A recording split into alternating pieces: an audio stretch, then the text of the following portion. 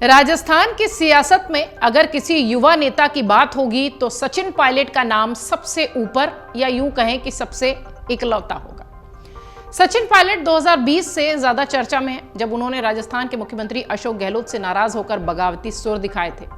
तब से उनकी और अशोक गहलोत के बीच की जो लड़ाई थी, उसकी जो खाई थी वो बढ़ती चली जा रही थी।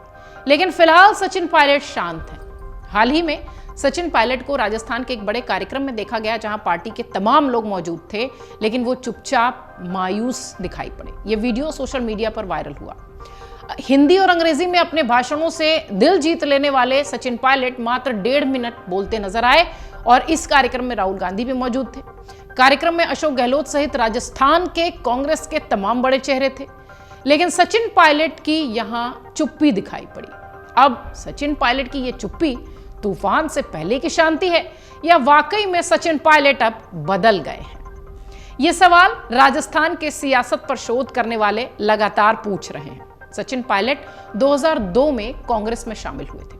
इसके बाद वो राजनीति की सीढ़ियां तेजी से चढ़ते चले गए। 23 साल की उम्र में उन्होंने अपने पिता को खो दिया था। सचिन पायलट कॉर्पोरेट सेक्टर में जाना चाहते थे, भारतीय वायुसेना में सेवाएं देना चाहते थे, लेकिन साल 2000 में पिता की मौत के बाद सचिन पायलट का जो जीवन था और जीवन की जो दशा थी वो पूरी बदल गई। 11 जून साल 2000 को एक सड़क हादसे में सचिन पायलट ने अपने पिता राजेश पायलट को खो दिया था। और सचिन पायलट की अगर बात करें तो सचिन पायलट के लिए राजनीति वैसे ही है जैसे किसी गायक माँ बाप के बच्चे को कभी भी सिखाना नहीं पड़ता गायकी के गुर, क्योंकि सचिन पायलट के मां और पिता दोनों ही सियासत में हमेशा से एक्टिव रहे। भारतीय राजनीति में उनके पिता राजेश पायलट बड़ा नाम रहे हैं। उनकी मां रमा पायलट विधायक रही हैं, सांसद रही हैं। ये शायद कम लोग जानते हैं और शायद आप भी नहीं जानते होंगे कि कांग्रेस पार्टी में शामिल होने से पहले पायलट बीबीसी के दिल्ली के ऑफिस में बतौर इंटर्न काम कर चुके हैं। एक अमेरिकी कंपनी है जनरल मोटर्स, वहां भी वो इंटर्न के रूप में अपनी सेवाएं दे चुके हैं। लेकिन उनका ख्वाब भारतीय वायुसेना में सेवाएं देना था। कई बार पायलट ये कहते हुए दिखाई पड़ते हैं कि जब मुझे पता चला कि मेरी आंखों की रोशनी कमजोर है तो मेरा दिल टूट गया, क्योंकि मैं बड़ा होकर अपने पिता की तरह एयरफोर्स पायलट बनना चाहता था। राजेश पायलट खुद राजस्थान की सड़कों पर अपनी गाड़ियां लेकर लोगों के बीच में चले जाया करते थे। जब सचिन पायलट राजनीतिक विरासत संभालते दिखाई पड़े तो वो भी अपने पिता के अंदाज में ही गांव-गांव घूमते थे, गाड़ी चलाते हुए।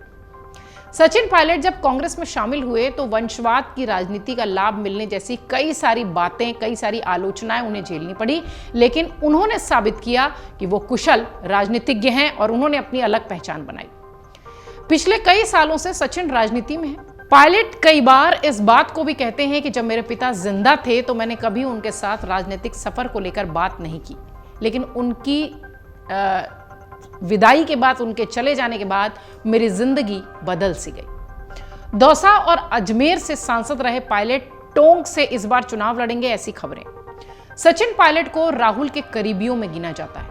कांग्रेस पार्टी में राहुल गांधी, सचिन पायलट और ज्योतिरादित्य सिंधिया, इन तीनों की तिकड़ी कही जाती थी, तिकड़ी दोस्ती।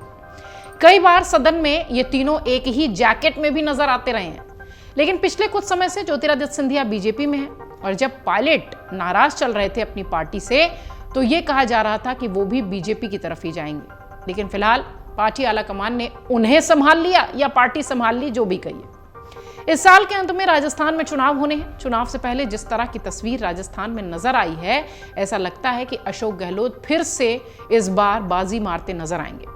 हालांकि कांग्रेस की तरफ से राजस्थान को लेकर यह कहा जा रहा है कि चुनाव के बाद यह तय होगा कि मुख्यमंत्री कौन बनेगा, लेकिन जिस तरीके से मुख्यमंत्री के चेहरे की बात हो रही है, ऐसा लगता है कि बाजी फिर से अशोक गहलोत ही, अगर कांग्रेस जीतती है तो उन्हें ही चेहरा बनाया जाएगा।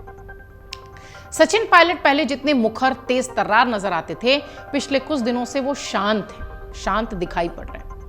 उनको लेकर राजनीतिक गलियारों में भी चर्चा है, उनके गुट के नेताओं में भी चर्चा है। सचिन पायलट की ये चुप्पी तूफान से पहले की है या सचमुच सचिन पायलट अब ऐसे ही हो गए हैं, यही सवाल उठ रहे हैं। सचिन की चुप्पी को लेकर आजकल ये लाइन बहुत तेजी से चर्चा में है कि क्यों बदले बदले से साहब यूं नजर आते हैं।